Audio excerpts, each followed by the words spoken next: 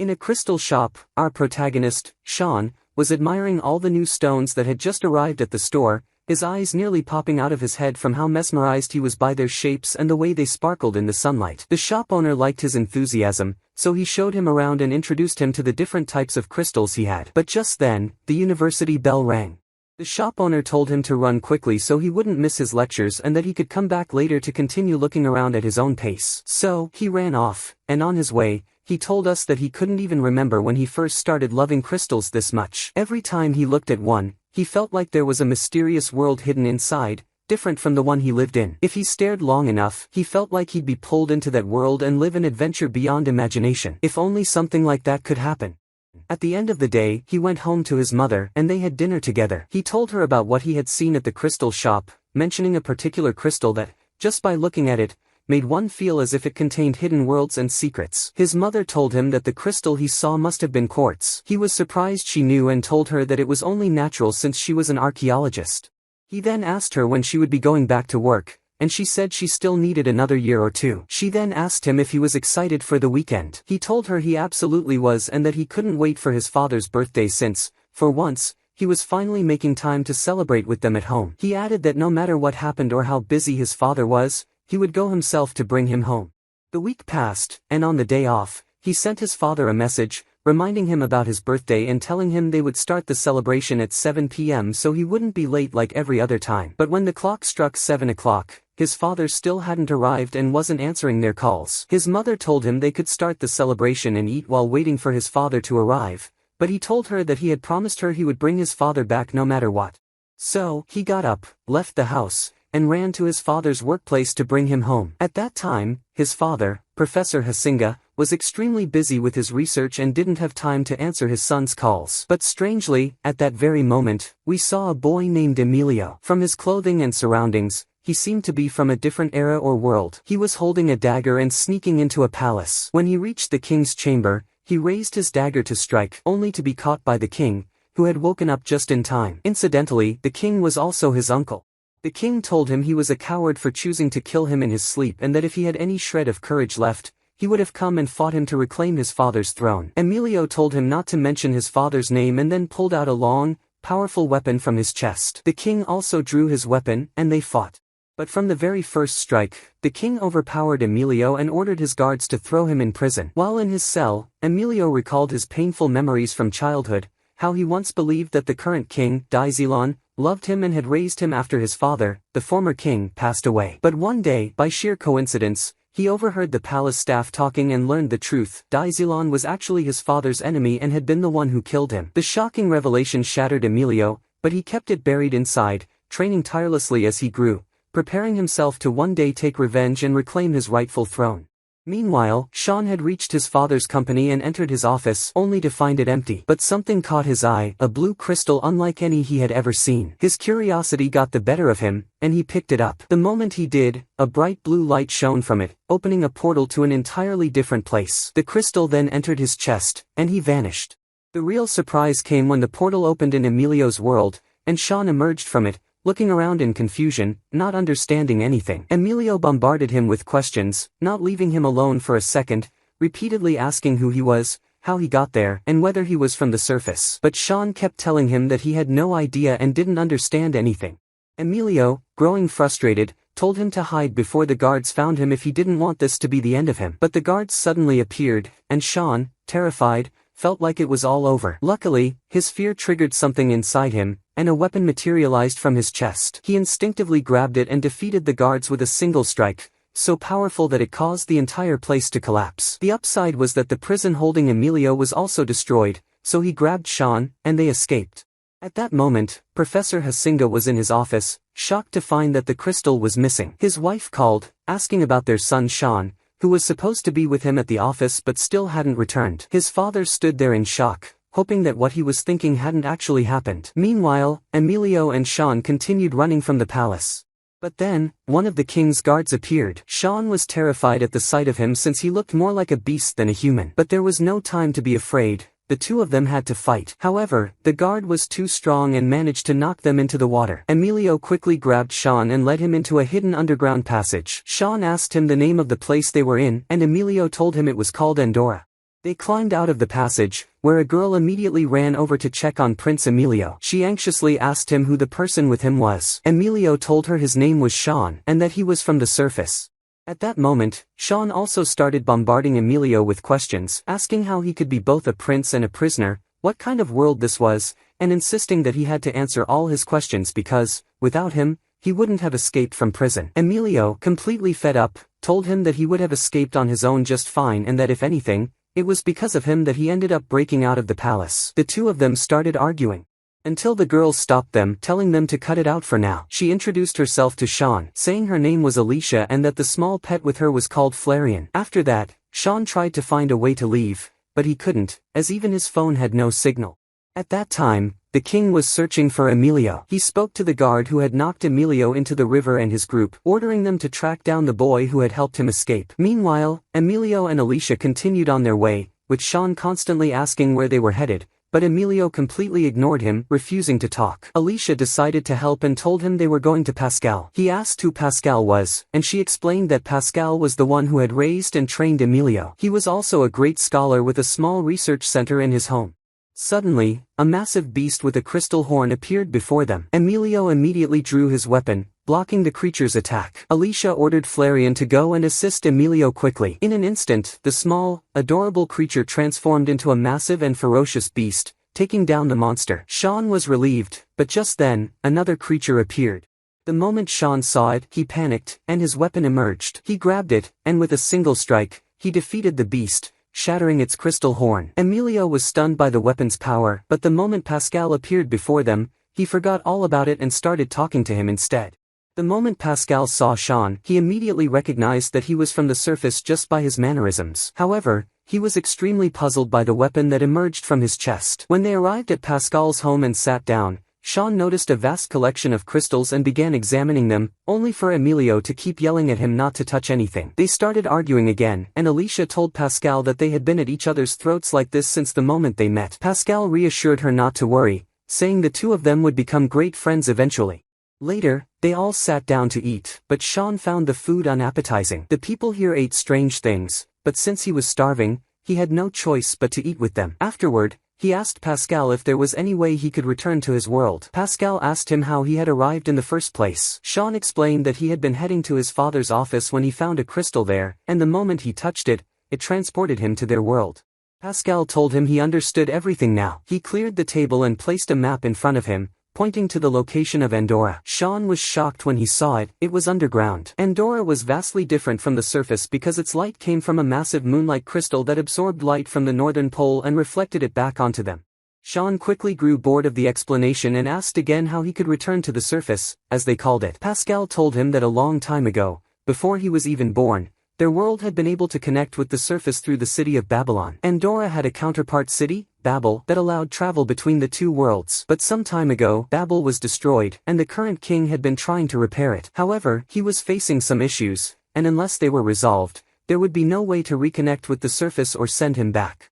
Shawn told them it wasn't a problem. He would go to Babel himself and stay there until it was fixed. Alicia told him that Babel was extremely far away from them now, but he insisted that he missed his father and mother too much and would do whatever it took to return to his world. At that moment, Pascal warned them that the royal guards had surrounded the house from all sides. They all tensed up, unsure of what to do.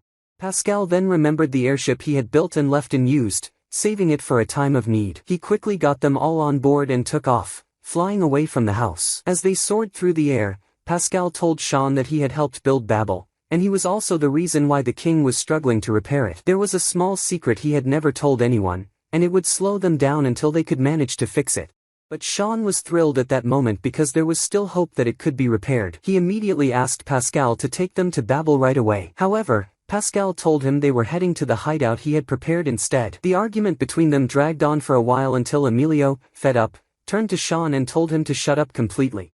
In the end, Pascal had the final say and led them to his hideout. But the moment they arrived, they found it was just a massive hole. Alicia looked at him in disbelief and asked how this place was supposed to protect them from the king's guards. Pascal told her to wait and not be so quick to judge. And indeed, the moment they climbed down the hole, they discovered a vast underground space. They kept walking, but every time Shawn walked ahead, Emilio sped up to get in front of him. So, Shawn also sped up, and Alicia was baffled by how childishly they were acting.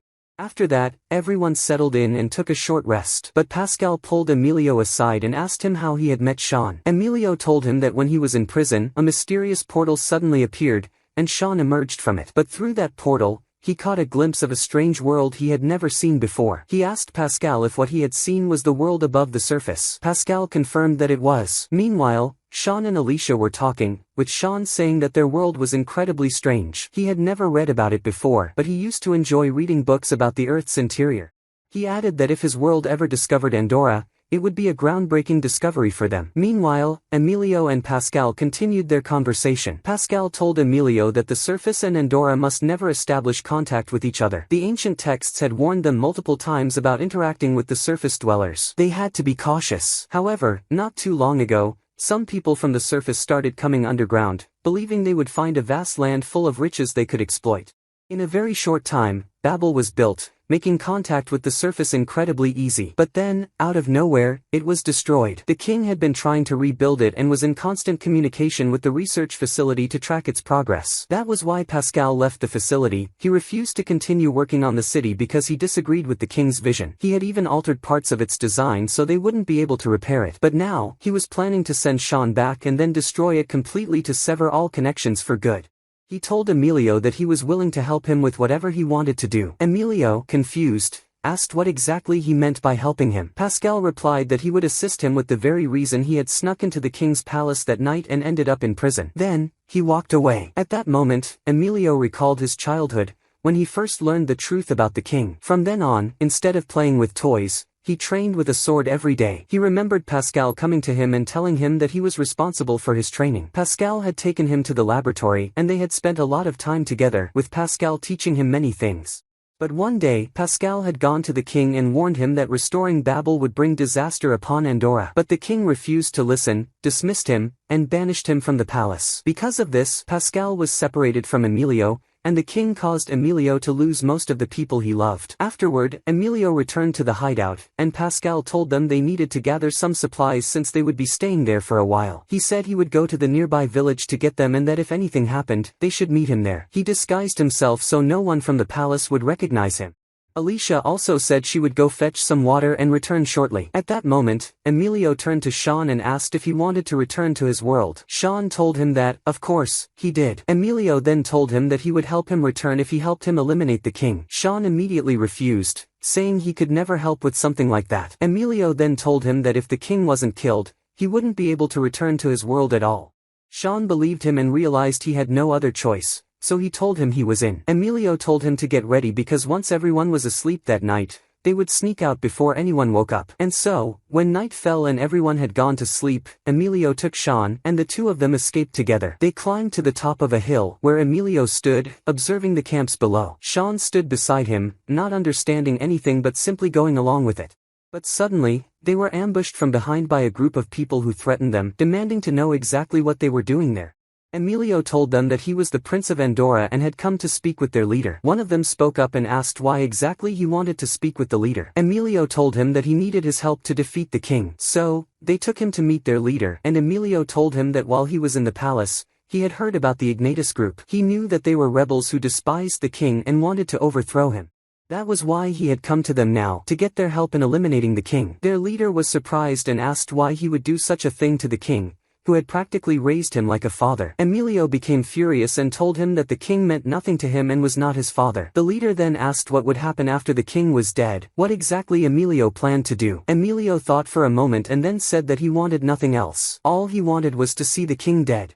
The leader grabbed him and called him a fool and a failure for having no goal beyond revenge. The members of the Ignatus group began urging their leader to get rid of Emilio and Shawn since they had seen their faces and knew their location, making them a threat. But the leader stopped them and mocked Emilio, saying that King Daizilon must surely regret raising someone like him.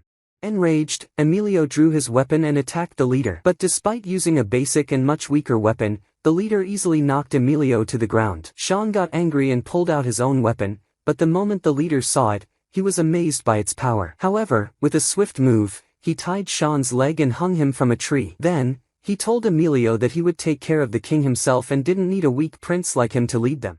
At that moment, as Shawn dangled from the tree, he shouted to the leader, telling him to give Emilio a chance. he would prove that he was a worthy king who deserved to rule after Daizilon, and they should listen to him. The leader was impressed with Shawn and decided to release him, letting him drop back to the ground. He then told Emilio that he would give him a chance. If he wanted to join them, he could, but for as long as he stayed with them, he would have to prove that he was worthy of being king. And if he managed to do that, they would become his right hand.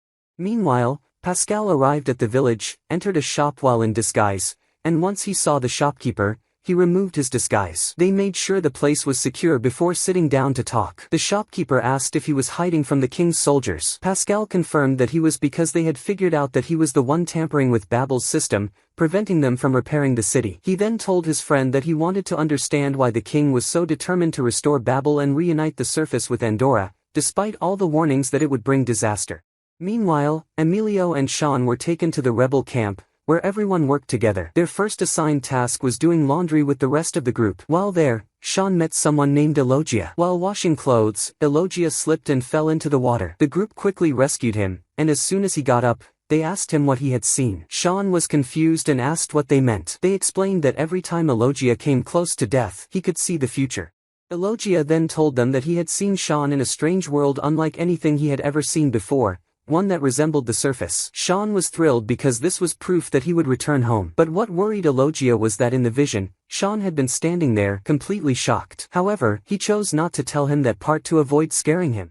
Meanwhile, when Pascal returned to the hideout, he found Alicia sitting there. She told him that Emilio and Shawn had disappeared. Pascal became worried and told her that they had probably gone to Babel on their own. So, he and Alicia boarded his airship and took off to search for them before they could reach the city. Meanwhile, after finishing the laundry and hanging it up, Shawn and Emilio started arguing again. Emilio kept giving Shawn orders, but Shawn hated being bossed around. When they started exchanging insults, Shawn told Emilio that it wasn't surprising coming from someone who wanted to kill his own father. At that moment, Emilio lost his temper and punched him. Their leader and the rest of the group stood watching from above, commenting that it wouldn't be long before they both got tired and stopped fighting. After finishing their fight, both Emilio and Shawn were exhausted and collapsed on the ground. The leader then ordered the group to wake them up. They all gathered for a meeting, and the leader told them that they needed to win over the northern people because they all despised the king for exiling them and making them outcasts in Andorra. But even that wouldn't be enough, so they discussed who else they could recruit to their side. However, they realized that everyone hated them. No one liked them or wanted to join their group, and on top of that, they had no idea how large the king's army was, making it impossible to plan on outnumbering them. But since Emilio had once been a prince in the palace, he told them that the king's army numbered around 80,000 soldiers. The group was stunned by the number, saying there was no way they could gather a force larger than that. But the leader had a different idea. He told them that they needed to recruit the Zhu clan. At that moment, everyone, including Emilio, was shocked. Emilio told them that the Zhu clan was the last group they should be thinking about because they were allied with the king, and half of them were in the royal army. He then told Shawn that the lion that had attacked them earlier had belonged to the Zhu clan. Shawn commented that they were incredibly strong and that it would be difficult to recruit them. But the leader told them that not all of the Zhu clan supported the king. For a long time, their clan had been oppressed, and if they could negotiate with them, they might convince them that once the king was overthrown, their suffering would finally end. He then told Louis, one of their members, to prepare in case he needed her to negotiate with them. Meanwhile, Shawn's only goal was to reach the city of Babel and return to his world. So, he told the leader that if he wanted to predict the king's next move, he was certain that he would head to Babel. This was information the leader didn't know, so he thanked Shawn for it. After the meeting ended, Emilio thought to himself that if the leader successfully allied with the powerful Zhu clan, he would no longer need Shawn and could get rid of him. At the same time, Shawn was entirely focused on steering the rebellion toward Babel so that when he got there, he could find a way back to his world and rid himself of Emilio's orders and control. Later, Louis approached them and told them to get inside the wagon so they could receive a vaccine against mosquito bites. In Andorra, if a mosquito absorbed someone's blood, they would die instantly. Shawn quickly entered with Emilio, and while inside, he asked Louis about the Zhu clan, wanting to learn more about them. Louis told him that, coincidentally, she was half Zuzian. She explained that long ago, the people of Andreas were the ones who had oppressed the Zhu clan. This had caused major conflicts between the people and the clan, which was why they were persecuted. Shawn then asked if the leader knew much about the Zhu clan. She told him a little about the leader's past, explaining that when he was young, he had befriended someone from the Zhu clan. They had been very close and had grown up together. But one day, while they were walking, they saw a Zuzian being tortured. His friend tried to intervene, but the people beat him severely, attacking the leader as well. He had been powerless to help, and his friend died afterward. That was all she knew about the leader's connection to the Zhu clan. After that, she left, and the leader asked her about Emilio and Shawn. She told him they were still fighting as usual. The leader then said that as long as they kept fighting, over time, they would start to get along and eventually become friends.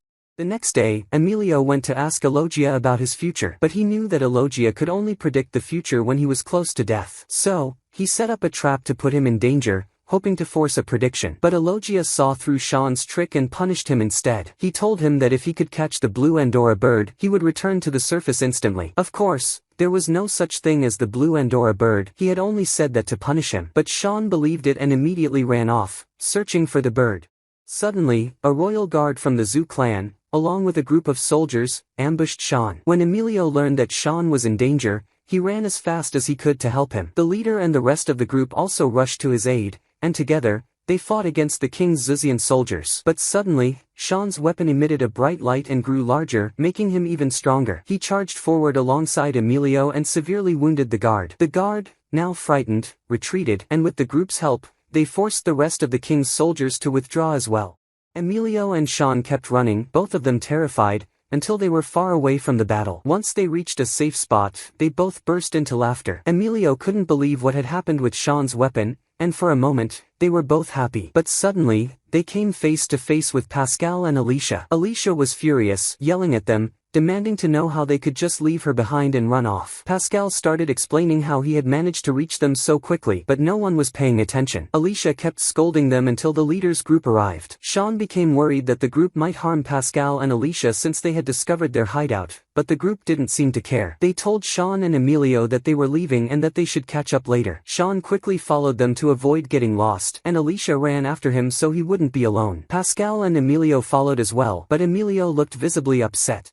After that, the leader told them where they would be setting up camp. Alicia and Shawn went with the group, while Pascal sat with Emilio to the side and asked him why he wanted to kill the king who had raised him. Emilio told him that the king was the one who had killed his real father. Pascal then asked him how he knew for sure that this was true. Emilio admitted that he had no proof, but that was what he had heard. Pascal was surprised and pointed out that he was doing all this based on something that might not even be true. Emilio insisted that the king must have done it because he was greedy for power. Pascal told him that even if the king had been power-hungry and even if he was truly responsible for his father's death, they didn't know the full reason behind his actions. But Emilio refused to believe anything good could ever be said about the king. Finally, Pascal, fed up, told Emilio that he needed to go speak with the king himself and learn the truth about what had really happened.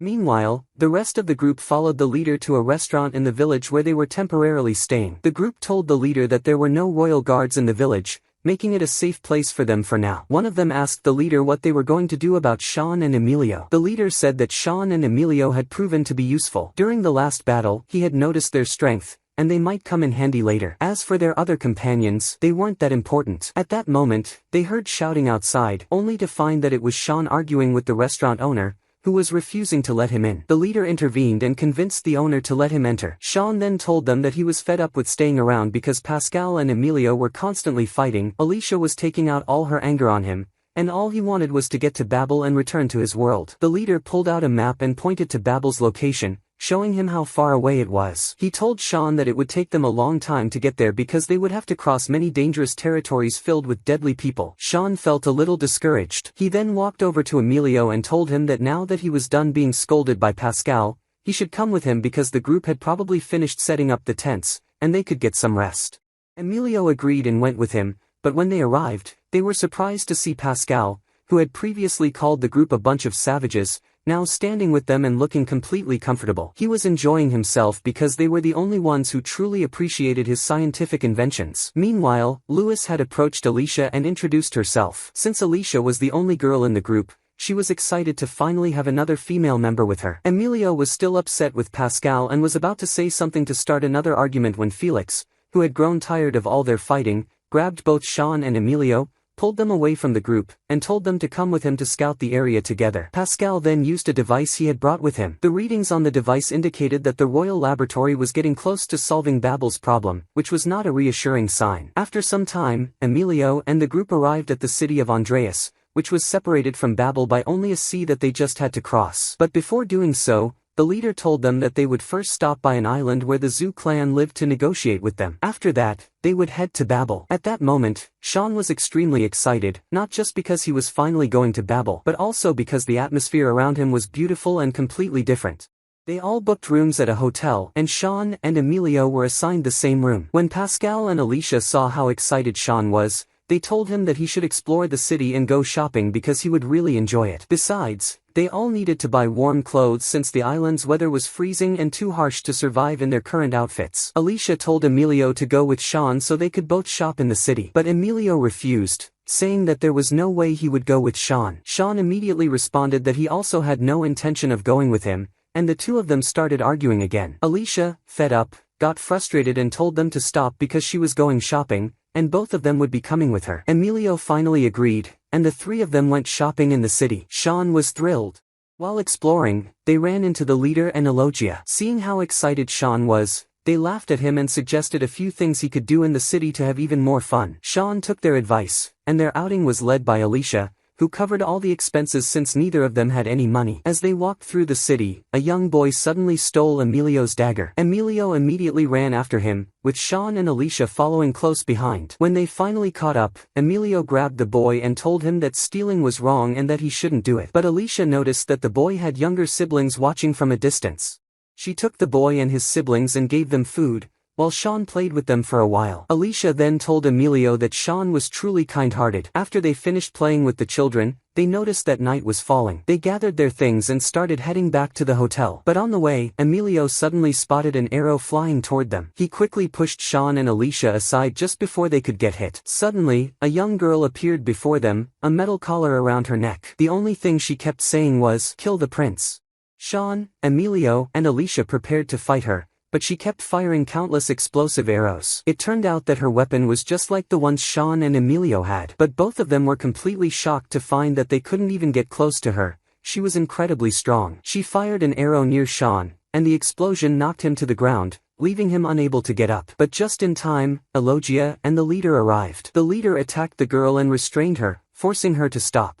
Elogia explained that this type of child was the most dangerous kind of assassin. They started as abandoned street kids, but when someone noticed that they possessed powerful weapons, they were captured and sold to the wealthy. But before being sold, all of their emotions were erased, turning them into programmable killers who followed orders without question. The leader then broke the metal collar around the girl's neck. She immediately snapped out of her trance. He reassured her, explaining what had happened, and told her that he wouldn't abandon her. Instead, she would join them on their journey. The girl agreed and went with him. He took her to the hotel and introduced her to the rest of the group, telling them that her name was Misha. Everyone welcomed her warmly. Meanwhile, Pascal spoke with Emilio and told him that he had to return to the royal palace because there were some things in the laboratory that he needed to complete his research. But after that, he would catch up with them right away and wouldn't take long. The next day, they all stood together and said their goodbyes. After Pascal left, the group continued on their journey. They boarded a ship that could barely be called seaworthy, and Shawn was completely baffled as to how this ship was supposed to carry them or even move 2 steps. But Alicia told him to stay optimistic and gave him a push to get on board. They set sail, and Felix and Misha immediately started arguing. Both of them kept showing off their powerful weapons, especially Felix. Everyone was surprised that Felix was making such a big deal out of it, especially since Misha turned out to be stronger than him. Even she admitted it. Meanwhile, Emilio went to speak with the leader, feeling nauseous from seasickness. He asked him how he planned to tame the Zuzian. The leader told him that he wasn't going to tame them because they weren't animals. He was going to talk to them and convince them. Emilio argued that the Zuzians had killed so many of their allies and that he doubted they would even let them speak. But the leader told him that not all of them were the same, and many of them were just like them. He was completely confident in his words. Besides, the Zuzians' island was isolated, a place where they had been exiled to keep them away from the world. Entering and leaving was incredibly difficult, almost like a prison created by nature itself. Emilio then asked how they were supposed to reach it if it was practically a prison. The leader told him that it would definitely be difficult for a spoiled prince like him. But before Emilio could respond, his nausea got worse, and he walked away without a word. That night, a violent storm struck, and the ship was completely unstable. Both Emilio and Shawn were terrified, constantly slipping and nearly falling off the ship, with different members of the group saving them each time. By morning, they finally reached the island, but the ship barely made it, arriving in a wrecked state. Elogia told the leader that the ship was now unusable and that if they didn't reach an agreement with the Xizians, this would be the end of their journey. At that moment, the Xizians appeared, but before the leader could even open his mouth to speak, they restrained all of them and lined them up in front of the Xizian leader, Gerardo. They asked him why he had come to their island. The leader told them that he needed their strength to overthrow the king. Gerardo then asked what he could offer in return for that. The leader told him, freedom and dignity. He promised that once the king was gone, they would be free. But Gerardo scoffed at him, saying he would never believe a promise made by an Andreas. Shawn then asked Elogia why the Xizians seemed to resent the Andreas so much. Elogia explained that, long ago, the Andreas had used the Xizians' strength for labor. Those who became exhausted or fell ill were exiled to this island. That was why they hated the Andreas so much, because they had been treated as little more than slaves. Gerardo then told the leader that if he was willing to offer his own life in exchange for the war they were about to start, he would join them and help overthrow the king, but only under the leadership of someone other than him. The leader thought for a moment and then agreed, saying he was willing to do anything to ensure the war happened. But the moment Gerardo ordered one of his soldiers to execute the leader, Louis intervened and saved him. The rest of the group also stepped forward, offering their own lives in exchange for the leaders. Seeing this, Gerardo pulled the leader aside to speak with him. At that moment, the leader told Gerardo that he had no intention of waging a war where people would die just to remove the king. His plan was to gather a force so large and powerful that they would be able to overthrow the king or negotiate with him without bloodshed. Gerardo was greatly convinced by the leader's words. He realized that he was different from any other Andreas he had ever met and agreed to join them. Meanwhile, another faction of Xizians who were still loyal to the royal army had been raising a bird trained to carry messages. When they received news from the bird that Gerardo had joined the leader, one of them suggested that they should deal with this situation themselves, without informing the king. After the leader finished his discussions with the Xizians and they agreed to his terms, they continued their journey north. Gerardo provided them with a massive ship, one that was 100 times better than the one they had arrived in, to ensure they reached the north safely. He told the leader that if anything happened, he should contact him immediately. He then handed him a small object that, when held, would summon the Andorra bird, which would serve as their means of communication and deliver their messages. After saying their farewells to the Xizians, they boarded the ship and sailed north. When they arrived, the leader met with some of his allies there. They told him that they had gathered a large number of people from the north who were willing to join his revolution. With that, there was a high possibility that they could remove the king without the need for war. A wave of hope and optimism spread among them. However, Emilio remained determined to kill the king himself. When Shawn saw how fixated Emilio was on this, he became curious about why he hated the king so much. He went up to him and asked directly, but Emilio dismissed him, saying there was no reason for him to explain. But Shawn kept pestering him until Emilio finally got tired of it and decided to tell him. He explained that the king was the one who had killed his real father. On top of that, after he had grown close to Pascal and found someone who filled the void in his life, the king banished Pascal, leaving him alone once again. Revenge was the only thing on his mind. He then asked Shawn what he would do if he were in his place. Shawn told him that if someone had killed his father, his only thought would be revenge. But the one thing that could stop him was his mother, because he wouldn't want to hurt her, nor would he want to become a killer in her eyes and end up in prison, leaving her behind. Just like he had his mother as a reason not to act on vengeance, Emilio had Pascal and Alicia. Before they could continue their conversation, the group called for them to keep moving. They climbed a snowy mountain, and as they did, Shawn noticed enormous footprints. When he asked whose they were, the leader told him they belonged to a dragon. Shawn was terrified. As Elogia approached to reassure him, he suddenly fell into a deep pit. Meanwhile, Pascal had arrived at the royal palace. He entered his old office to retrieve some books, but there, he encountered a young scientist who was shocked to see him. The scientist was a huge admirer of Pascal and eagerly spoke with him. During their conversation, he revealed that he was the one who had solved Babel's issue and had informed his superior, who then relayed the information to the king. Now, they were all heading toward Babel. Back with the group, after Elogia fell into the pit, they quickly rushed to rescue him. Once they confirmed he was safe, they continued walking through the pit. But suddenly, they were attacked by a massive dragon. They tried to flee in the opposite direction, only to find another dragon blocking their path. They were completely surrounded. Alicia was terrified, but then Flareon transformed into a dragon himself, causing the massive dragon to stop its attack. When he returned to Alicia and she touched him, she was shocked to hear him speak. Strangely, only she, Shawn, and Emilio could hear him. Flareon told her that he was the soul of her late father, placed within him so that he could always be with her. Alicia asked him how her father had died. He explained that he had been a hunter. One day, while battling monsters, his powerful weapon grew stronger, something that only happened when its wielder's fear and sense of danger increased. But in exchange, the weapon drained an immense amount of energy and life force from its user. Over time, he became greedy, obsessed with making his weapon stronger and stronger, until it ultimately cost him his life. However, he reassured her that he would always stay by her side. After that, Flareon returned to his normal form, and the dragons that had been attacking them stopped. Not only that, but they even began assisting them. Seeing the opportunity, the leader had everyone ride the dragons so they could reach their destination much faster. But the dragons could only take them close to Babel, as they couldn't go any further due to their fear of the hunters. So, the group set up a fire and gathered around it to figure out their next move. At that moment, Elogia suddenly collapsed, unconscious. When he woke up, he told them he had seen the future, looking extremely distressed. They asked him what exactly he had seen, and he told them he saw Andorra being destroyed, with all of the crystal's energy completely gone. But surprisingly, none of them seemed particularly worried or afraid of witnessing the end of their world.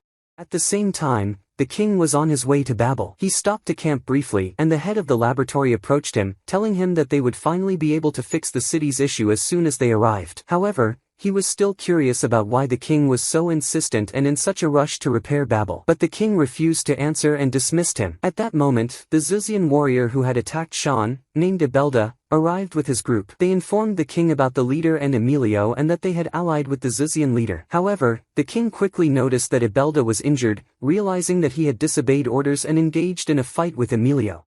He reminded Ibelda that his only task had been to observe Emilio, not to fight him. He warned him that if this happened again, the consequences would not be favorable. Ibelda and his group left, frustrated and resentful toward the king, questioning why they were still serving him at all. They also overheard some royal guards speaking badly about the Zuzians, calling them monsters. Meanwhile, Pascal was still in the library, searching for any book that contained information about Babel. But to his surprise, there wasn't a single useful one. This was highly unusual, meaning that the king had likely gotten rid of every book that could provide answers. Pascal realized that the only way to get the answer he was looking for was from the king himself. He needed to ask him why he wanted to open Babel so badly.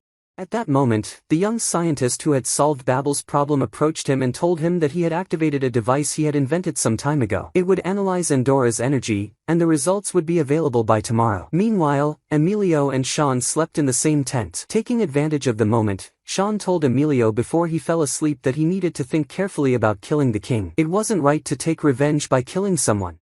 The next morning, Emilio and Shawn woke up to find Alicia telling them that other kingdoms had agreed to join their revolution. This meant they would become incredibly strong, and their uprising could succeed without war. But Emilio still told them that even if that was the case, he would kill the king anyway. Shawn, frustrated, told him that his hatred would lead him to the same fate as Alicia's father. His weapon would absorb all the energy from his hatred, and he would die. Emilio became furious and shouted that Shawn didn't understand anything. He told him that he would leave soon and return to his world, so he had no right to interfere with what he planned to do.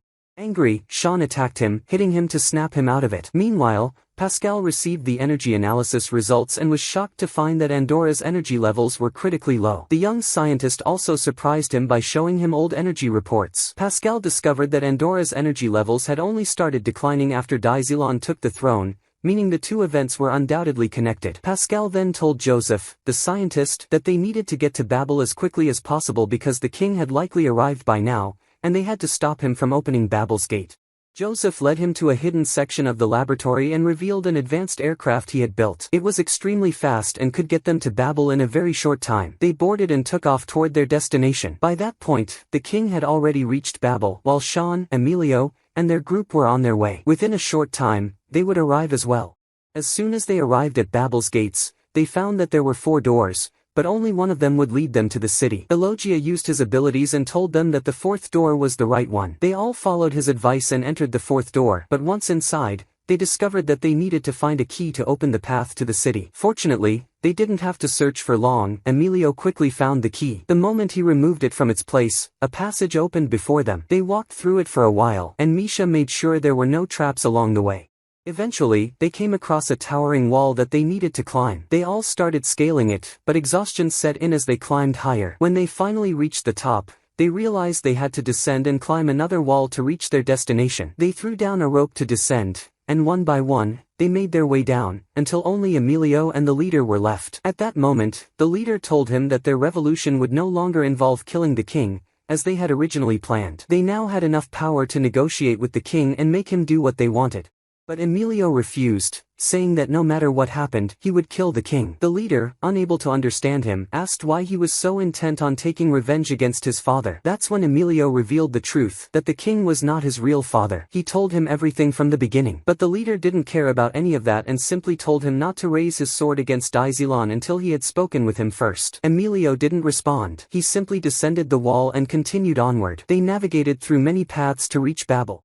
At that moment, all Shawn could think about was how, once he reached Babel, he would finally return to his world, before the king carried out his unknown plan, the one he had gone to such great lengths to complete. But for the first time, he wasn't happy about it. He didn't want to leave Andorra. He wanted to help Emilio and stay with them until their fight was over. He was torn, unsure of what to do. As they reached a chamber, Elogia told them that the rock in front of them would lead them directly to a door, and from there, they would reach Babel. But before they could move toward it, Ibelda and his Zuzian warriors appeared, blocking the leader from entering the city. A fierce battle broke out. Ibelda went straight for Emilio, intent on killing him. He told him that his father had ordered him not to harm him, but this time, he was going to break that order just for the fun of it. Ibelda's words completely stunned Emilio, making it hard for him to focus on the fight. Shawn quickly rushed to his aid, helping him push Ibelda away. Emilio then ran toward the rock to enter Babel, with Shawn and Alicia following closely behind, unwilling to leave him alone. But just then, a betrayal within the leader's group was revealed. Louis was fighting alongside the rogue Zuzians. She had been a spy all along. She had done everything for money, willing to side with whoever paid her the most. She didn't care about the revolution because she was convinced it would fail. She was certain that they wouldn't be able to do anything, nor would they ever bring freedom and dignity to the Zuzians,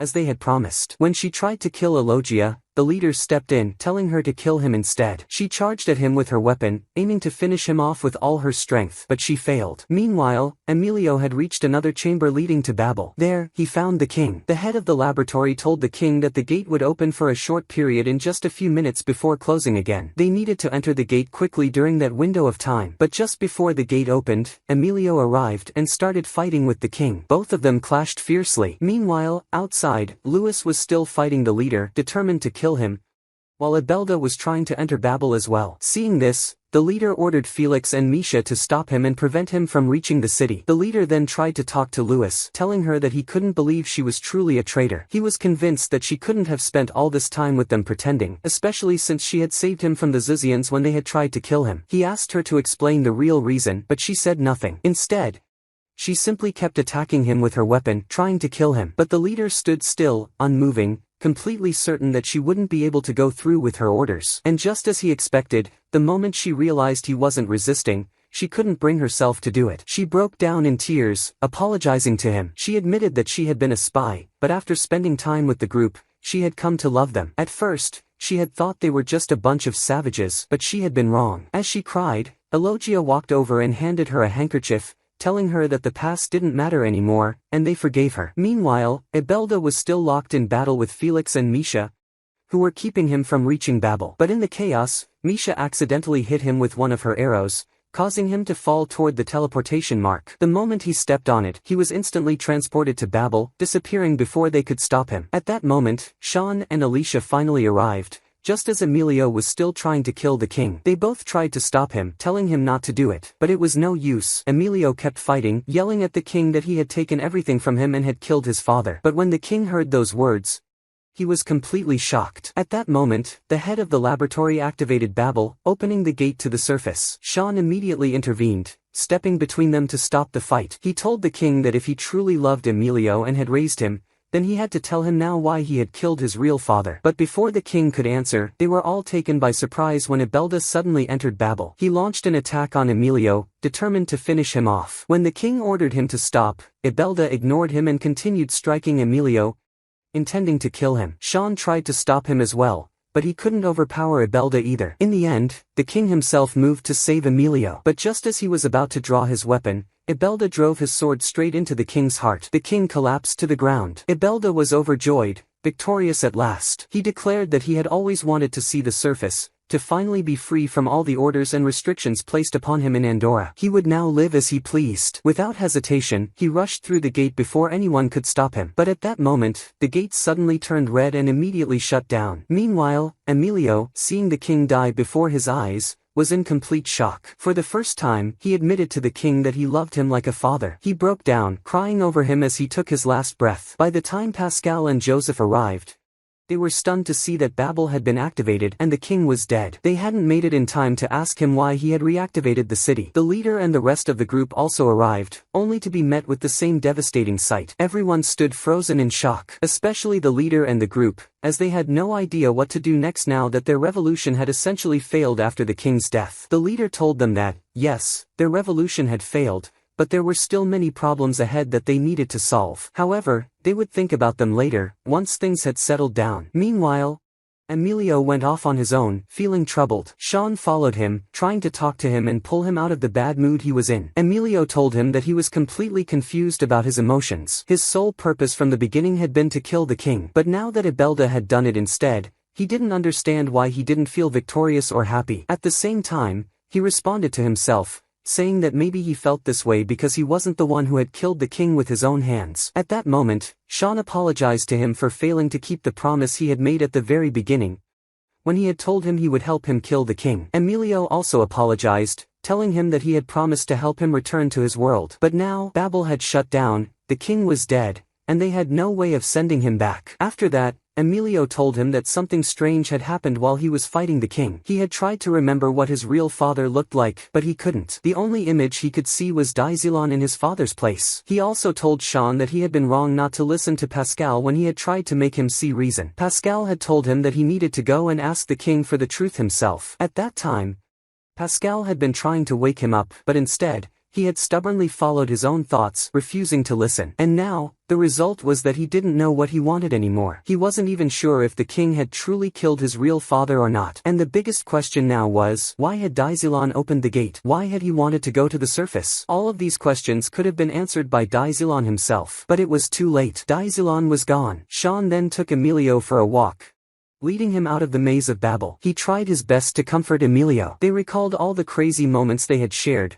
the times they had fought and couldn't stand each other. They both started laughing. Emilio then asked Shawn if he wasn't upset that he wouldn't be able to return to his world. Shawn told him that Babel couldn't possibly be the only way back. There had to be other ways. Besides, now he would get to spend more time with them. That way, when he eventually returned, he would have something to tell his family, or maybe even write a book about it and become famous. Either way, he was winning. At that moment, Alicia arrived, urging them to hurry up and leave the maze because they had already taken too long. But Shawn didn't seem to care. He wasn't upset at all about not returning. Instead, he started playing around, swinging on the rope they were using to climb down the maze wall. He made Emilio copy him, and the three of them burst into laughter. But before they left, they all waited for Pascal to finish investigating what had happened and figure out the reason why the gate had shut down. However, Joseph, the young scientist with him, couldn't find any answers. They still had no idea what had caused the issue. Even when they tried to reactivate the gate, it wouldn't work. At that moment, Shawn and Alicia arrived and spoke with Pascal. Pascal apologized to Shawn for failing to send him back to his world. But Shawn didn't mind and instead asked Pascal about Emilio and how he could lift his spirits. Pascal told him that Emilio needed something to distract him so that he wouldn't dwell too much on everything that had happened. Meanwhile, Emilio was speaking with the leader, telling him that the reason he had come here was now gone, and the revolution had failed as well. So, what do we do now? He asked. The leader told him that, yes, the revolution had failed,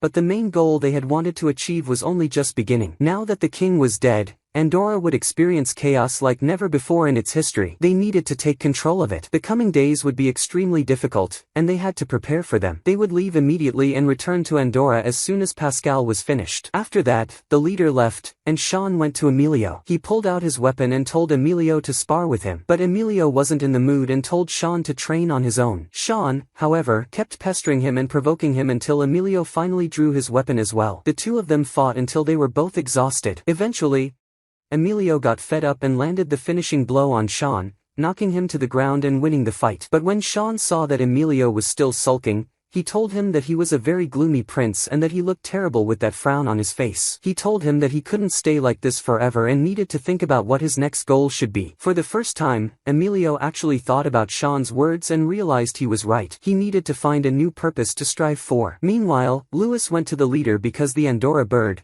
which the Zuzian leader had created for communication, had brought her a message. It told her that the Xizian's island was now under siege and that they needed help. Louis asked to rejoin the group so she could help them, but no one was willing to trust her, except for Elogia and the leader. They told Louis that she was one of them and that they would always trust her. However, Felix and Misha warned her that they would be keeping an eye on her, in case she tried anything. At that moment, Emilio approached the leader as well and told him that his new goal was to officially join their group and become one of them, helping them with whatever they needed to accomplish. The entire group welcomed Emilio warmly, telling him that from the very beginning, they had always felt like he was one of them. Shawn, excited, said that if Emilio was joining, then he wanted to join too. But they all told him that he was useless and wouldn't be of any help. Still, they agreed to let him stay with them until he found a way to return to his world.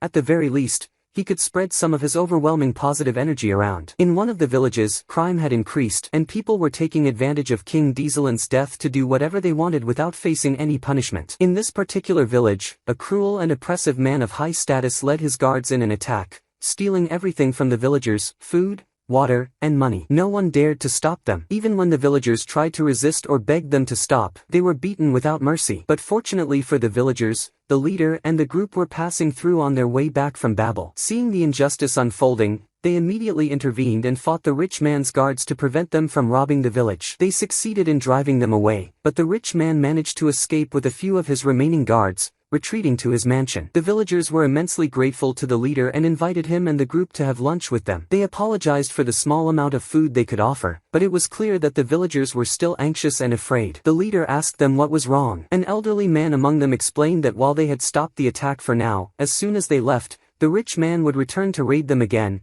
making their efforts meaningless. Emilio then spoke with the leader, convincing him that they should go to the rich man themselves and talk to him directly to stop him from harming the villagers after they left. Everyone agreed with the idea. At that moment, the old man saw something in Emilio. He saw the presence of a king and a leader. The next day, they all headed to the rich man's mansion. But the moment they entered, they found no guards, no security, nothing at all. The place was eerily quiet, and no one stopped them or even acknowledged their presence. When they stepped inside the mansion, they saw the rich man sitting in fear. The more they spoke to him, the more terrified he became. Shawn and Emilio, annoyed, asked him why he was so scared. But before the man could answer, a sword suddenly plunged into his back while he sat in his chair. Emerging from behind the chair was a shocking revelation. Ibelda had returned. Everyone was in complete disbelief. Ibelda was supposed to be either dead from the gate's red radiation or stuck on the surface. But Ibelda wasted no time. He immediately launched an attack, going after all of them at once. Strangely, he was far stronger than before, so strong that none of them could keep up with him. When Shawn and Emilio tried to set a trap,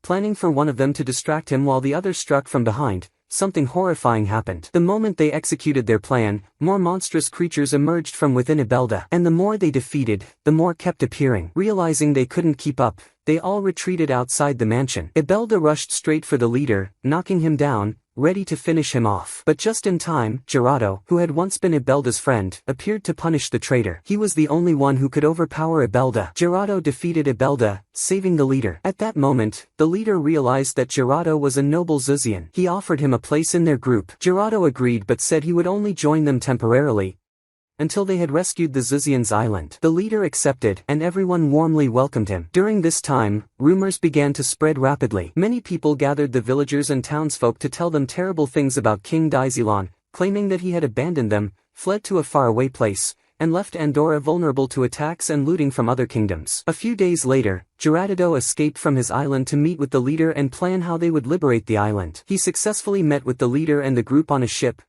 where he informed them that about 5 ships from the invading army were surrounding the island, waiting for the right moment to strike. They needed to come up with a strategy quickly before the attackers made their move. At that moment, they heard the sounds of fighting outside. When they stepped out, they saw that Gerardo was in the middle of a heated fight with Felix and Misha. The three of them couldn't stand each other. Gerardo quickly stopped Gerardo and told them that he had an important announcement. He was officially joining the leader's faction as one of the Ignatus. The leader was thrilled and told him that they couldn't have asked for a stronger ally to join their ranks. Afterward, they returned inside, where Pascal had something important to tell them about Babel. He entered with Joseph, who explained that they had finally figured out why Abelda had turned into a monster and why he had never made it to the surface. The issue wasn't with Babel itself but with the surface gate, which was malfunctioning. Both gates needed to be opened simultaneously in order for Shawn to return to his world. However, there was a bigger problem. The energy levels of Andorra were rapidly declining. If they didn't find a solution, their world would be destroyed, and Elogia's vision would come true. After Pascal finished explaining the situation,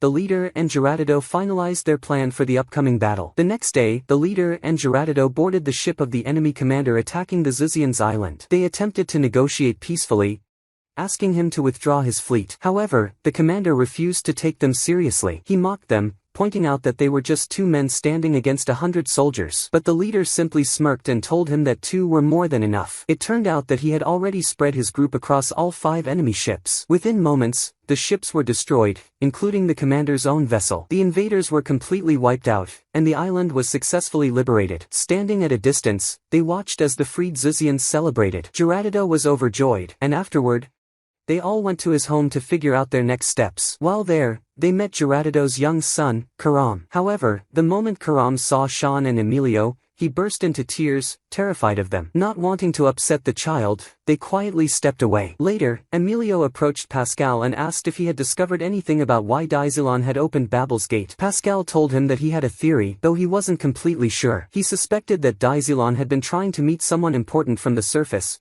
which was why he had wanted to open the gate. Emilio tried to think if he knew who that person could be, but he couldn't come up with anything. The next day, Gerardo, the leader, and the rest of the group prepared themselves, boarded their ship, and set sail once again, continuing their journey to save Andorra. Throughout their journey, the group continued to help people and reduce the corruption that had spread as much as they could. Eventually, they arrived at the capital and the royal palace. Shawn was completely mesmerized by the sight of the castle. He told Emilio that when they had escaped from it last time, he hadn't gotten a good look at it. If he had, he wouldn't have run away at all. Inside the palace, the moment people heard that Emilio had arrived, they couldn't believe it. All the servants and guards rushed toward him. The 2 maids who had raised him were overjoyed to see him alive, and Aaron, the commander of the royal guards, was equally relieved, but then immediately asked about the large group of people he had brought with him. Emilio told him that they were his friends, people he had gained during his journey. As they all entered the palace, Emilio found himself flooded with memories of his childhood. However, they had barely been there for 5 minutes before Aaron and the guards got into a conflict with Felix and Misha,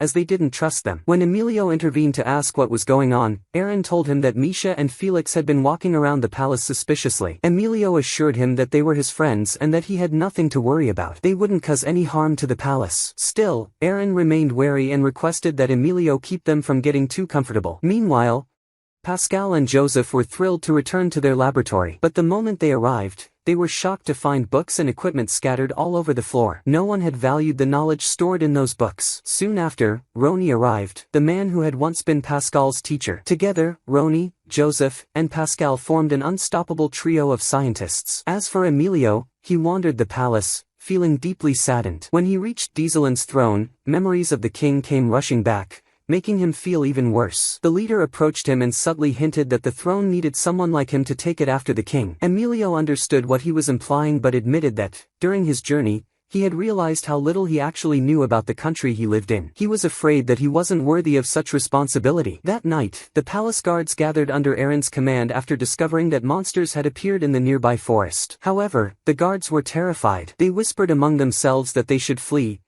as fighting the monsters would be meaningless. After all, there was no king anymore, and destruction was inevitable. At the very least, they could save their own lives now. Aaron was stunned by their words. He reminded them that they had a duty to defend their capital, even if it meant dying in the process. At that moment, the leader and his group stepped forward, telling Aaron and the guards to step aside. They would handle the monsters themselves. It turned out that the creatures attacking them were the same monsters that had once belonged to Abelda. And not only that, Abelda himself had returned. He had somehow survived. It was as if he had 7 lives. Now, he had come for revenge. A fierce battle broke out, but the group found themselves overwhelmed, struggling to fight both the monsters and Ibelda at the same time. Seeing their struggle, Eren and the leader decided to work together. The guards joined the battle, fighting alongside them. Meanwhile, Shawn, Emilio, and Gerardo took on Ibelda directly. Together, they managed to strike a critical blow, destroying one of Ibelda's eyes. Realizing he was at a disadvantage, Ibelda retreated along with his monsters before they could finish him off. Gerardo wasn't convinced that Ibelda was truly gone,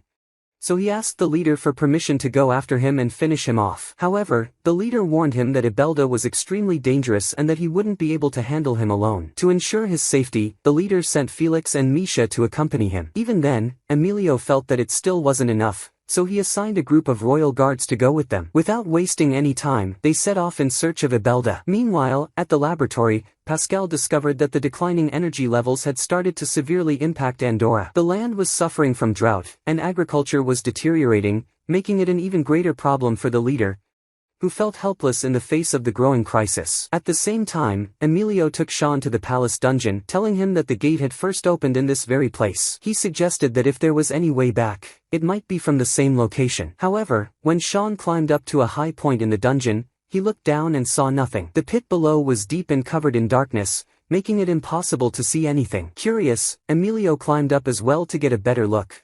But as soon as he stepped forward, his foot slipped. Shawn tried to grab him, but instead, they both lost their balance and fell. Luckily, there was a ledge beneath them, breaking their fall before they could reach the bottom of the pit. Though they were unharmed, the distance between them and the surface was too great to climb back up. With no other option, they decided to descend further down the ledge. As they made their way deeper, they stumbled upon countless skeletons and corpses. It was Emilio's first time seeing such a place, and the eerie silence around them only made it more unsettling. Suddenly, a monstrous Zuzian appeared before them, bound in chains. Emilio cautiously approached and asked who he was and why he was there. The creature introduced himself as Raffle. When he learned that Emilio was the son of the king, he immediately showed him respect. Raffle then recounted his story, revealing that he had once been the right-hand man of King Azam, Emilio's real father. But everything had changed when a certain man arrived. According to Raffle, this man, a stranger from the surface, had met the king and slowly influenced him in ways that would change Andorra forever. Shawn immediately asked if the man he was talking about was Daizilan, but Raffle shook his head. It wasn't Daizilan. Raffle explained that years ago, Azam and Daizilan had found an unconscious man from the surface. Once they confirmed he was alive,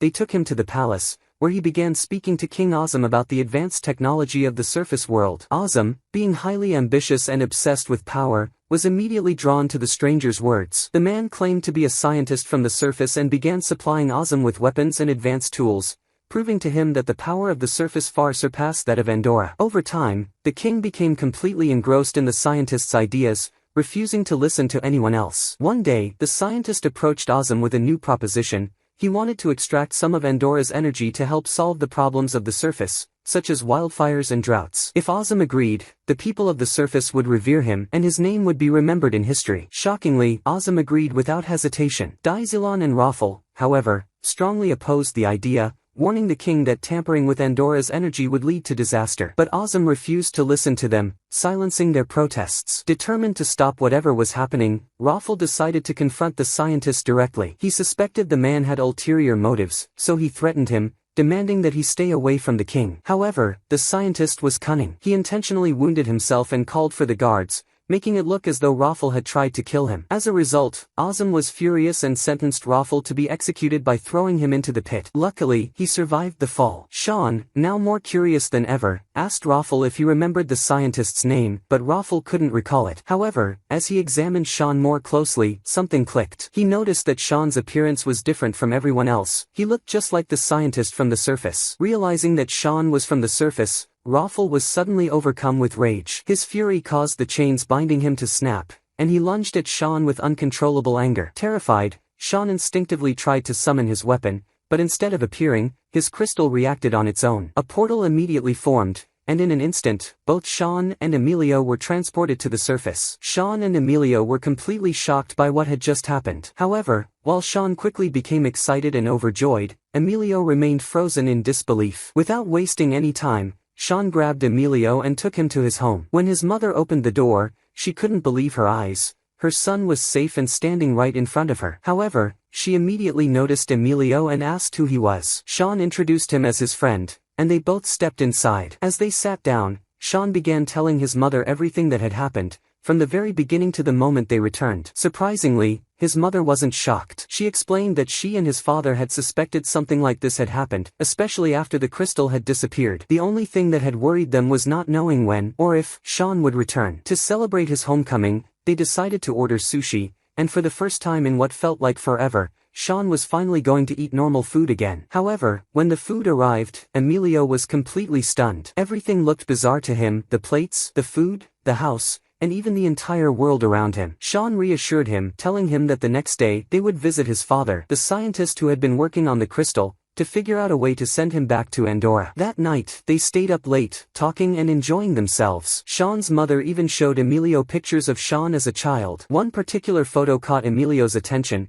but before he could get a good look at it, Shawn quickly snatched it away, embarrassed, saying it was too humiliating. The next day, they headed to Hzenja company and entered the office. Shawn immediately started explaining everything to his father, telling him that they needed to return Emilio to Andorra as soon as possible. His father reassured Emilio, telling him that their research was highly advanced and that it wouldn't take long to send him back. Emilio thanked him, but deep inside, he felt something strange, an unsettling feeling he couldn't quite explain. As they left the company, Emilio suddenly stopped in his tracks, frozen in shock. Shawn called out to him, but Emilio didn't respond. At that moment, his mind was flooded with memories that had once been lost to him. He was trying to recall his childhood, the parts that had always seemed blurry and incomplete. But now, at last, everything became clear. He remembered a young boy being kidnapped from the palace. He remembered the face of his father, King Azam. And then came the biggest shock of all. He remembered the evil man who had once been his father's companion. That man was Hzenja. But the most earth-shattering revelation came when Emilio pieced everything together. Because when he recalled the kidnapped child's face, he also remembered the photo he had seen at Shawn's house, the one Shawn had quickly hidden from him. It was the same boy. Shawn was the kidnapped child, and the one who had kidnapped him was Hzenja. Without hesitation, Emilio turned back and stormed into Hzenja's office. He confronted him with everything he had just remembered, but instead of denying it, Hzenja didn't even try to argue. Instead, he calmly reached for his gun, pointed it at them, and said, "Shawn, I am not your real father." When Hzenja attempted to kill Emilio, he and Shawn quickly fled. As they escaped, Hzenja sat alone, reflecting on his past. It was then that the truth behind everything was revealed. Years ago, when Hzenja first learned about Andorra's energy, he became obsessed with the idea of taking it for himself. He wanted to return to the surface as the greatest scientist in history. He frequently traveled between the surface and Andorra, using the knowledge he gained to further his plans. One day, he returned home to his wife, Shawn's mother, who was pregnant at the time. He told her about the crystal she had discovered, explaining that it had transported him to Andorra. He shared every detail of what he had seen. However, that same night, his wife suddenly fell critically ill. The child she had been carrying did not survive. Overwhelmed with grief, Hzenja returned to Andorra, more determined than ever to complete his twisted ambitions. On one occasion, he was having dinner with King Azam and Daizilan. He eagerly described the advanced technology of the surface and showered the king with extravagant gifts. These gifts dazzled Azam, making him blind to the concerns of Daizilan, who constantly warned him that exposing Andorra to the surface world was a grave mistake. But then, the king said something that changed everything. He revealed that Daizilan's son was gravely ill and that only the technology of the surface could save him. Hearing this, Hzenja saw an opportunity. He told the king that if he helped him with his plans, he would provide the technology they needed to cure the boy. Daizilan, desperate to save his son, didn't hesitate. He handed his child over to Hzenja, trusting him to take the boy to the surface for treatment and bring him back once he was healed. That child was Shawn. But Hzenja never returned him. The reason? Shawn's mother had grown attached to him and refused to let him go. At the same time, Hzenja had also come to love him as if he were his own son. Meanwhile, Hzenja returned to Andorra, where he killed King Azam and destroyed Babel. When Daizilan arrived, hoping to save the king, it was already too late. He confronted Hzenja, demanding to know where his son was. But Hzenja only laughed and told him, "If you want your son back, come to the surface and take him yourself." That was why Daizilan had spent all those years desperately trying to repair Babel. He was trying to reunite with his son. But before he could, Hzenja cut off all communication with Andorra. He destroyed Babel completely and used his last remaining crystal to escape to the surface, taking a portion of Andora's energy with him. That night, after returning to Shawn's house, Emilio shared everything he had remembered. He told Shawn that he finally remembered everything, and there was one last shocking truth. The kidnapped child was Dieselin's son, which meant that Shawn was Emilio's cousin. Shawn woke up the next day feeling completely devastated. The truth he had learned the night before weighed heavily on him, leaving him in shock. Seeing how broken he was, Emilio became worried and decided to confront Hzenja himself. The first question Emilio asked when he arrived was simple yet crucial. Did Hzenja truly love Shawn? Hzenja looked at him seriously and replied, I love Shawn deeply. He will always be my son, no matter what. Hearing this, Emilio told him that if he truly loved Shawn, he needed to talk to him. He then made a deal with Hzenja, agreeing to bring Shawn so they could have a real conversation. Hzenja agreed without hesitation. However, before Emilio left, he asked him one more thing. Why did he kill King Azam? Hzenja sighed and explained that Azam had never deserved to be king. He was weak, constantly swayed by the words of others, and had betrayed many people for his own selfish desires. That was why Hzenja had killed him. In his eyes, Dieselon was a far better ruler than Azam ever was. Emilio was left speechless. This revelation only made him more conflicted about his father, filling him with a sense of sorrow and doubt. He left Hzenja's office feeling even more lost than before. Meanwhile, back in Andorra, everyone was searching for Emilio and Shawn. The only clue they had was that both of them had vanished inside the palace dungeon. Alicia, however, recalled something important. Emilio had once told her that when he first met Shawn had appeared in the dungeon. That meant something similar must have happened again. At this point, Pascal, along with Joseph and Roni, conducted thorough research, analyzing what had happened. Eventually, they discovered a potential explanation. Pascal explained to the group that Shawn might have been transported to their world through an ancient artifact once known as the Blue Crystal. This crystal had long ago served as a gateway between Andorra and the surface, which meant that if it had sent Shawn to their world before,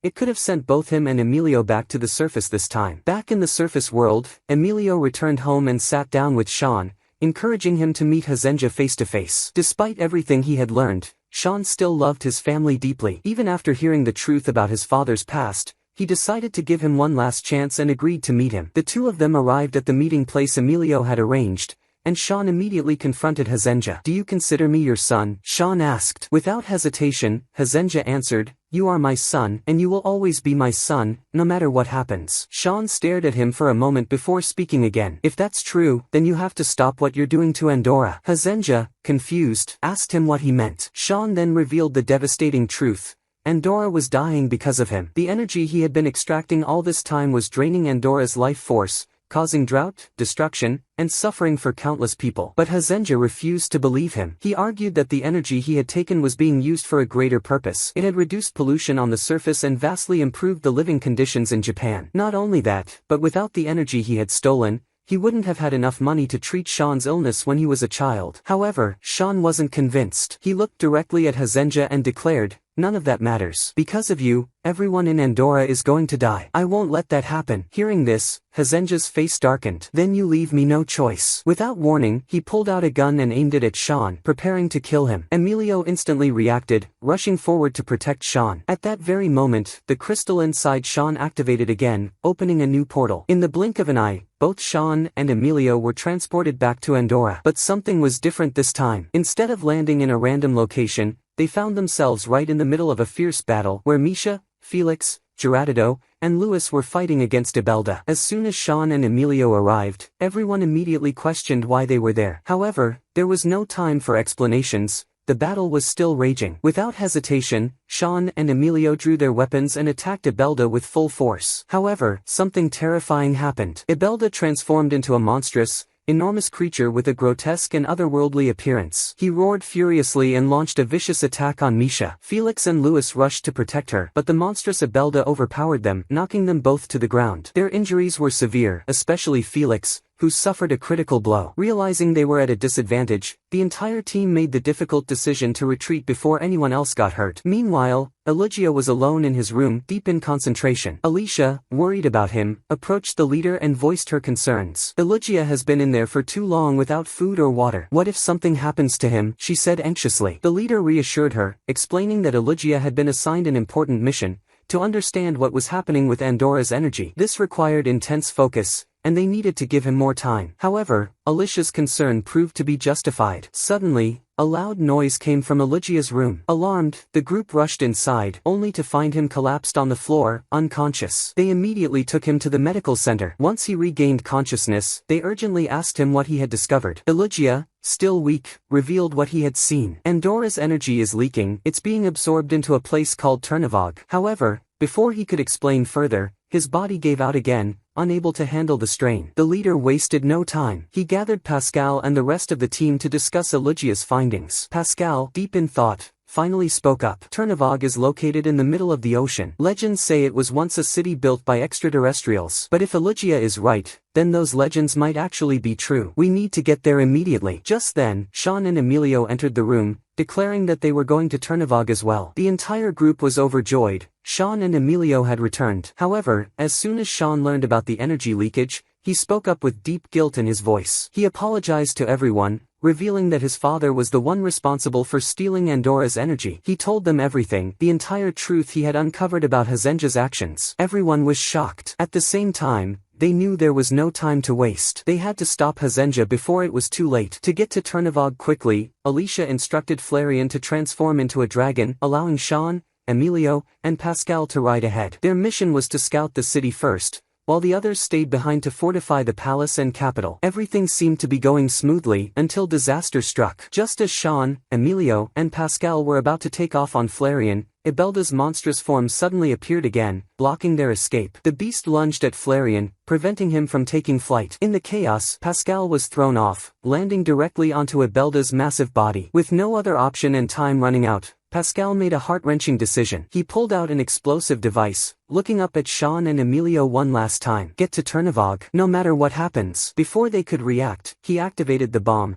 sacrificing himself to ensure that Flareon could take off and escape. As the explosion erupted behind them, Shawn and Emilio screamed Pascal's name, but it was too late. They had no choice but to fly away, leaving their fallen friend behind. Flareon flew at incredible speed, carrying them toward Turnavag. Meanwhile, Joseph refused to believe that Pascal was dead. He frantically searched for him, determined to find proof that he had survived. Back on the battlefield, the leader and the rest of the team were still struggling against Ibelda's monstrous form. No matter how much they attacked, the creature was too powerful. At that moment, Gerardito realized that this was his battle to finish. His old friend had become a monster, and he knew that only he could end this once and for all. Without hesitation, Gerardito charged straight toward the beast, getting dangerously close. The others yelled at him to stop, but he ignored them. The monster opened its enormous mouth and swallowed him whole. But Gerardito had planned for this. Once inside the beast, he detonated one of Pascal's bombs, causing the creature to explode from within. Ibelda was finally dead. However, Gerardito perished along with him. The entire team mourned his loss, but there was no time to grieve. The battle wasn't over yet. Meanwhile, Joseph refused to give up hope. He searched every corner of the battlefield, desperate to find any sign of Pascal. Finally, he spotted something, a single shoe lying on the ground nearby. Joseph froze in place, his heart pounding. That means Pascal must be close by. Without wasting a second, he began shouting Pascal's name, praying for a response. At the same time, Shawn and Emilio finally arrived at Turnavag. The city was nothing like they had imagined. It consisted of a massive tower, so tall that it seemed to pierce the sky. At its very peak, a colossal crystal floated in the air, glowing with an eerie light. The moment Shawn saw it, he immediately understood the truth. That crystal must be the reason Andora's energy is leaking. Turning to Emilio, he shouted, "We have to destroy it." Without hesitation, they both drew their weapons and began attacking the crystal. But suddenly, another weapon emerged from a separate portal, blocking their attacks. As they recoiled in surprise, a figure stepped through the portal. It was Hzenja. He smirked confidently as he faced them, revealing that he, too, possessed a blue crystal. However, unlike Shawn and Emilio, his Andora weapon had been modified in his laboratory. Instead of a normal blade, his weapon had transformed into massive mechanical tentacle arms, allowing him to attack and defend with incredible speed and power. The battle was far from over. Hzenja was ready to fight. Joseph continued calling out for Pascal, his voice echoing through the battlefield. Just when he was starting to lose hope, Pascal finally responded. Joseph immediately ran toward the sound, his heart pounding. He found Pascal hanging from a tree, surprisingly unharmed. Relief and joy overwhelmed him, and he couldn't stop himself from crying. He quickly helped Pascal climb down safely, and together, they prepared to return to the palace. Meanwhile, Emilio and Shawn were still locked in battle against Hzenja. The fight had taken a devastating turn. Hzenja relentlessly attacked Emilio, striking him down so hard that he couldn't get back up. At the same time, Shawn was completely restrained, wrapped tightly by Hzenja's mechanical tentacle arms, unable to help. Hzenja then raised one of his arms, preparing to deliver the final blow to Shawn. This was supposed to be the end. But just before his mechanical arm touched Shawn, Hzenja hesitated. Memories flooded his mind, Shawn as a child, their time together, the moments they shared as a family. For the first time, his heart wavered. He couldn't do it. He couldn't kill the son he had raised. At that moment, Emilio regained his strength and stood up. Overwhelmed by fear for Shawn, his weapons suddenly evolved, becoming more powerful than ever before. Without a second thought, he struck Hzenja with a devastating blow, finally killing him. Shawn, however, felt no victory in his father's death. He lowered his head in sorrow, grieving the man who had raised him despite everything. Emilio apologized, feeling guilty for what he had done. But Shawn reassured him, saying, "You saved me." With Hzenja gone, the massive crystal at the top of Turnavog became unstable. The entire city began to collapse. Before it was too late, Flareon swooped in and carried them both away, flying them back to the palace just in time before the city crumbled into nothingness. When they arrived, everyone at the palace celebrated their return. Upon hearing that Andorra had been saved, cheers erupted throughout the capital. To mark the occasion, the people organized a grand celebration, and everyone gathered, full of joy and relief. However, in the middle of the celebration, Shawn quietly slipped away, needing some time alone. Emilio followed after him. Standing beneath the night sky, Shawn finally spoke. "I can't leave my mother alone, not after losing my father. I have to go back to the surface." Emilio understood, but deep inside, he felt an immense sadness. He didn't want to say goodbye to his friend. For the final time, the two shook hands, a silent farewell between two brothers who had gone through countless battles together. Then, Shawn focused on the blue crystal inside him, channeling his emotions to open a portal to the surface. As soon as he stepped through, the crystal fell from his chest and shattered into pieces, marking the end of the last remaining connection between the two worlds. Even though he had returned home, Shawn never forgot Andorra. Every memory, every adventure, and every friend he made there stayed with him forever.